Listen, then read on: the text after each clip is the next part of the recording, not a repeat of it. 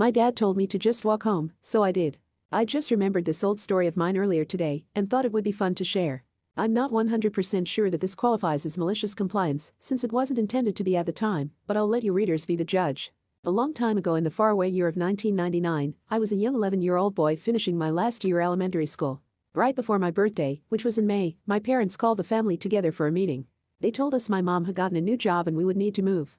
We weren't moving too far away, only about an hour, but that still meant moving away from my friends and going to a completely different middle school than the one I thought I'd be going to. Elementary school wrapped up and we moved to our new house in early July. In August, my parents and I got to take a tour of the school and meet the principal and some of the teachers. That was when we learned that there weren't any buses that passed our new neighborhood.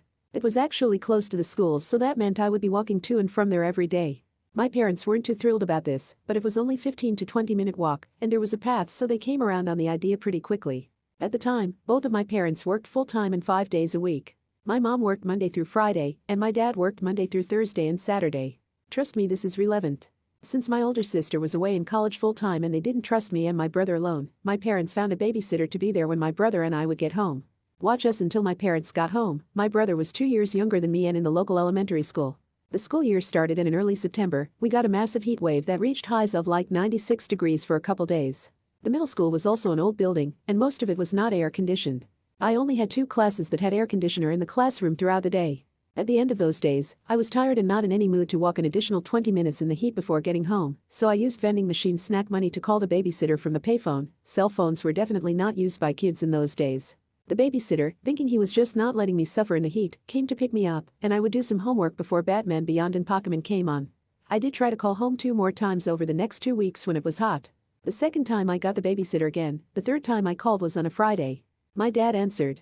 He was not happy with me. He told me it wasn't that hot, 85 degrees that day. That I shouldn't call the babysitter away from the house and that I had to start growing up. He told me to walk home and we would talk more when I got there. So I walked home. I got a lecture and was told to not call the babysitter again to be picked up. I said okay and told him I wouldn't call the babysitter or him again to be picked up. 2 weeks later, at the end of September, a hurricane passed through the area. Halfway through the day at school it really started coming down. It got so bad that they let us out of school a half hour early, like that was gonna save us. By this time though, a lot of roads were flooding and the line for payphones was long. I remembered what my dad told me a couple weeks ago, so I walked home. It took me almost 30 minutes to walk home from school that day, and I was drenched by the time I got home. The rain was coming down so hard I couldn't see more than 5 feet in front of me. The roads were so flooded that the only way to drive in was with a car that had 4-wheel drive. When I got home, both my parents, Mom got out of work early due to the storm, were there panicking because they hadn't heard from either the school or me. I just walked in through our garage, soaking wet, and said, "Hi Mom, hi Dad, I'm home." After they got over the initial shock and relief of seeing me home. My parents and I had this conversation. "Mom, how did you get home?" "Me. I walked." "Mom, why?" "Me. Dad told me to." "Mom, when?" "We didn't get any calls from you or the school today." "Me. Well, a couple weeks ago, I called the babysitter a few times and asked for a ride home since it was hot. The last time I called, I got Dad. He told I had to just walk home from now on and not call for a ride again." "Dad." "I implied that there could be exceptions." "Me. You didn't say that." My mom turned on my dad and just told me to dry myself off and put my wet clothes in the dryer. I was drying myself off and I could hear them arguing. It was louder than the rain. When I was done and put my clothes in the dryer, my parents talked to me and told me I was allowed to call home, but only for emergencies.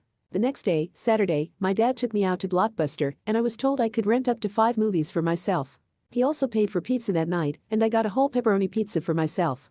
That pizza lasted 2 days and no one else was allowed to touch it. My dad never lived that down. Good times.